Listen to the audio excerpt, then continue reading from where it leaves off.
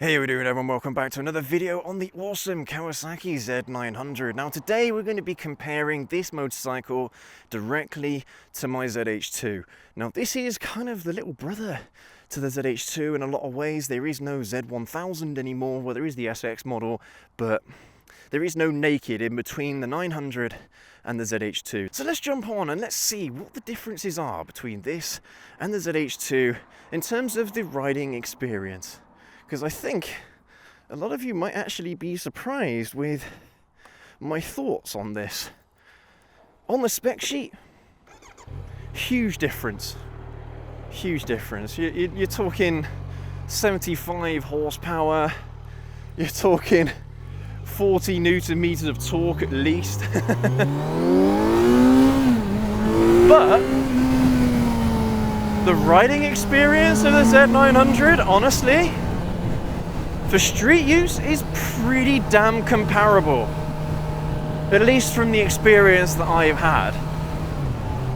Now, if you are going to be looking at one of these motorcycles, I would still recommend that you do at least a test ride on the ZH2, just so you kind of understand what I'm talking about here, because the experience on this bike is honestly, it's not far off the ZH2. If I'm being perfectly honest with you, it is up there, at least for street use. When you're talking about performance, yes, there's going to be a huge difference, as you'd expect.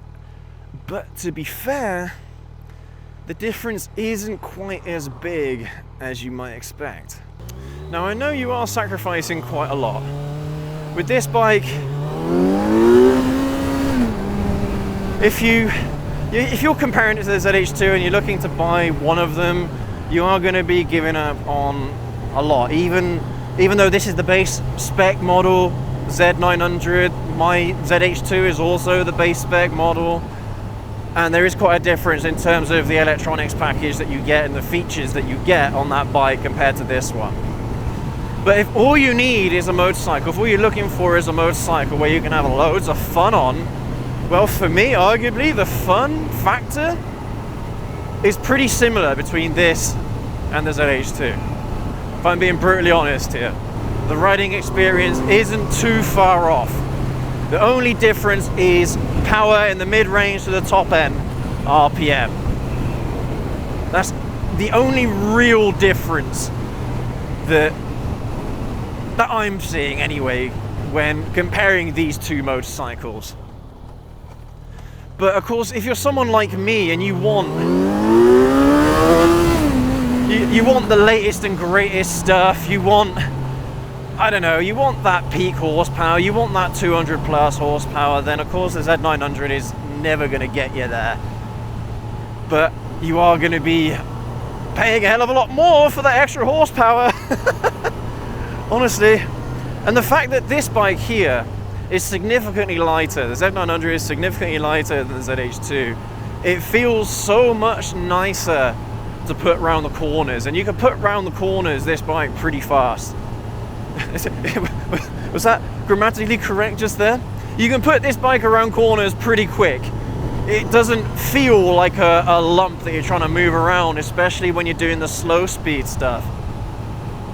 When you're going slower, when you're doing that stop, start, city traffic, you know, the ZH2 is going to struggle a little bit more simply because it is heavier. Trying to keep it balanced is going to be a little bit more of a challenge. It really does feel great to ride in a mixture of environments, in country road environments like this. It does feel a little bit windy on dual carriageways and things like that when you're doing over 70 miles an hour, but of course there's no windshield on this bike or anything like that, so that is to be expected. But honestly, doing what this bike was meant to do, being a muscle bike, it definitely fulfills that kind of role, so to speak. It really does feel like a muscle bike. And on the power, it feels really nice. There is that lull in the mid-range there. There is a little bit of a dip in the mid-range, but I'm not too worried about that, to be honest with you.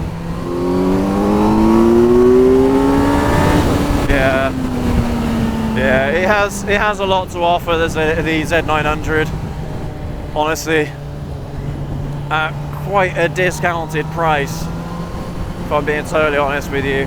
I mean, you can't really go wrong for 10 grand. This is a lot of bike for 10 grand. Now you could look at the competitors in the space. I mean, do you really think the MT-10 is a competitor to this bike? The MT-09 certainly is, but you're paying a very similar price between these two bikes, so I don't know. I know that'll be an interesting one. Hopefully I can get my hands on an MT-09 or an MT-10 in the very near future, fingers crossed, and I can give you a direct comparison between the two. But honestly, this is absolutely fantastic. The experience that I've had over this last hour and a bit has been all positive. Clutch feel is fantastic, brake feel is great. I mean, I cannot complain, to be honest with you. Can't complain at all. Performance is lovely. Yeah, even just, I don't know, 25% throttle or something like that, you get a lovely amount of torque on that lower end. You see what I mean? I just give it a little bit of a tug and you really do get a nice amount of power just on tap, which is what I expect from a naked. Yeah, honestly, brilliant bike overall. And honestly, you would not be disappointed with this bike unless you really want that quick shifter, unless you want that cruise control, that launch control, stuff like that.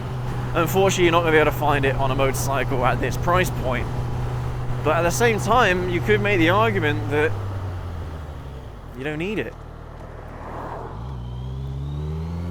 I don't really use the launch control or yeah, I don't really use the launch control or the cruise control on my ZH2, so I'm really struggling to justify a need for it in a lot of ways. I mean, yeah, okay, they're really nice to have and they're really cool features, but no, you absolutely don't need them. Yeah, absolutely fantastic. But alright, which one would I own? Alright, so what we're going to do in a minute is we're going to jump on the ZH2 again and we'll just see where the differences are between the two bikes. It's really good to get on one and then get on another straight away so it's all fresh in your mind, and I'll give you my conclusion on which one I'd actually take home, which one I'd actually keep in my garage. But yeah, honestly, an amazing experience, an amazing motorcycle overall, the Z900, and I look forward to my next experience on one. Seriously, it's overall, it's a very neat package for a motorcycle. If all you're looking for is that raw experience, well, the Z900 can certainly give it to you in spades. What a fun bike, and honestly, throwing it into corners, it's an absolute doddle. Yeah, I'm having a lot of fun on this bike, to be fair. A lot of fun. But anyway, right, let's go ahead, let's jump on the ZH2. Alright, ZH2 time, baby! Immediately, the weight difference is huge between the Z900 and the ZH2. Yeah, it's... But there's no beating that power, honestly. ZH2 power is just off the charts, man. But yeah, immediately the weight, you really feel the weight difference between the bikes. Yeah, unfortunately the mid-range of that Z900, yeah, it's no contest in terms of just outright power. Yeah. Oh, I've got to be careful here, haven't I? This is an average speed check area now, I think. There's the cameras. Oh, so boring. What is the speed limit down here anyway?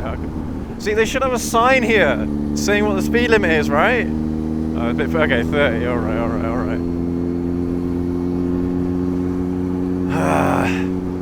Yeah, it's tough, man, because I know that the ZH2 has got that lovely exhaust on it as well, that aftermarket slip-on Scorpion exhaust. So I'm trying to not let that interfere with my overall kind of comparison between the two bikes. And I'm trying to remember back to what the ZH2 sounded like before with that original exhaust. And honestly, if we're apples to apples comparing the two, the base model ZH2, the base model Z900, honestly, the sound of the Z900 is actually a little bit nicer from memory, in my opinion. The only difference is that supercharger flutter.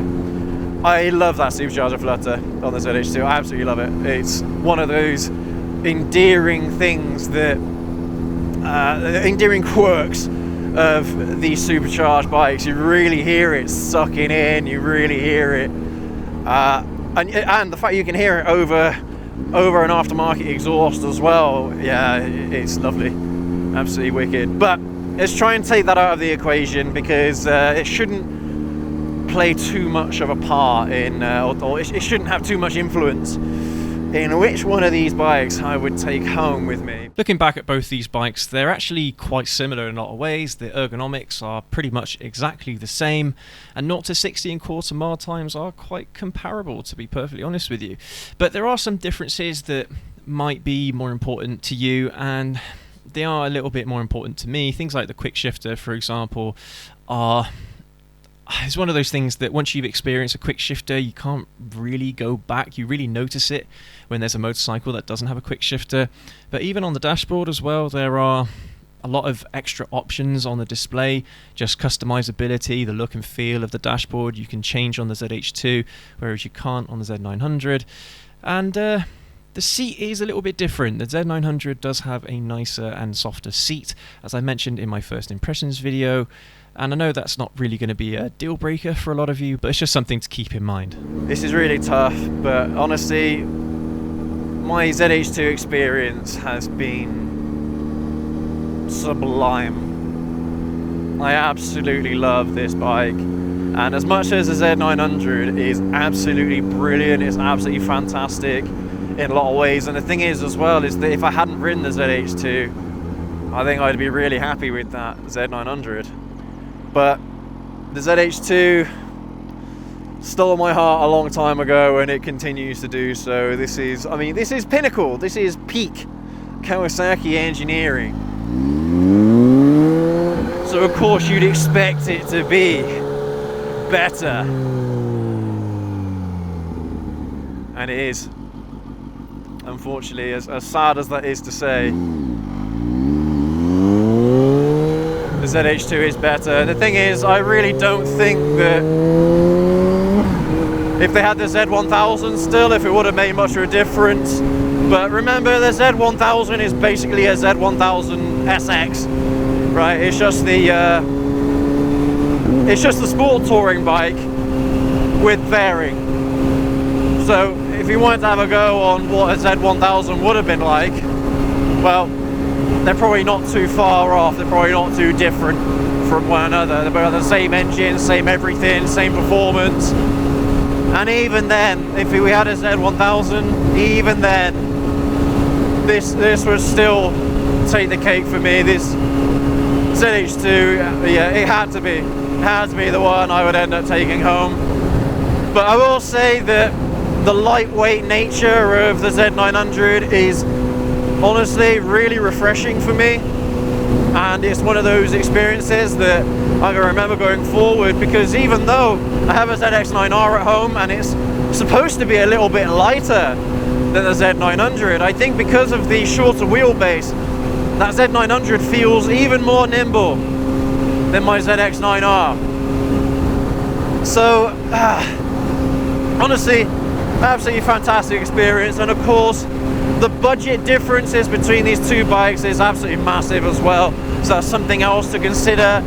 If budget is no concern, is not an issue, or less of an issue, then yeah, ZH2 is definitely my pick. for today's comparison.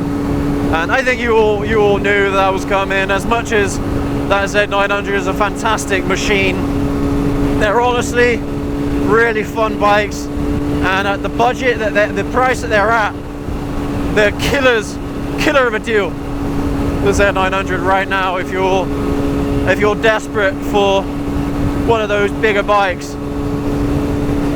Now I don't know if in the near future Kawasaki are going to look at releasing a 1000. I don't know, to try and bridge that gap a little bit more. But I don't know if they need to be honest with you. Yeah, having an extra little bit of horsepower, having 150, 160 horsepower would be nice. But honestly, it's not necessary in my opinion. But maybe they could have a competitor to the likes of the Super Duke, a direct competitor to the Super Duke. The ZH2 and the Super Duke get compared quite a lot. But maybe they could have a direct competitor in the space for something like a Super Duke and MT10 rather than MT09. I don't know. But Z900, fantastic bike, had a load of fun with it. Massive thank you again to Completely Motorbikes in Gloucester for giving me the chance to have a go on it. Really good people at Completely Motorbikes, alright, if you're looking for a motorcycle, you live in the UK, they've got stores all across the country, definitely go and check them out. They have new and used bikes to offer. The showrooms that they've got in Gloucester are absolutely fantastic. They've got loads of bikes on offer. But yeah, massive thank you to them. And thank you to you guys for watching this video. Yeah, the Z900 put up a good fight. If I was to give them a score out of 10, the ZH2 would be a 10 out of 10. The Z900 would have to be an 8 out of 10. Fantastic bike all around, but the ZH2 is certainly the winner. Thank you ever so much for watching this one. As always, leave that like, hit that subscribe button if you want to see more new bikes on the channel. I have plans to get more on the channel in the very near future, so make sure you stay tuned. Hit that subscribe button. Some of you might look at our videos, you might watch our videos quite regularly in your feed, but you might not be subscribed, so please double check that for me. I'd really appreciate it, and hit that subscribe button. Oh, this this bike. Leave a like for the Kawasaki Z900, leave a like for the ZH2. As always, hit that notification bell if I haven't mentioned that already, I can't remember. But we will catch you all in the next video. Everyone take care, ride safe. Woo!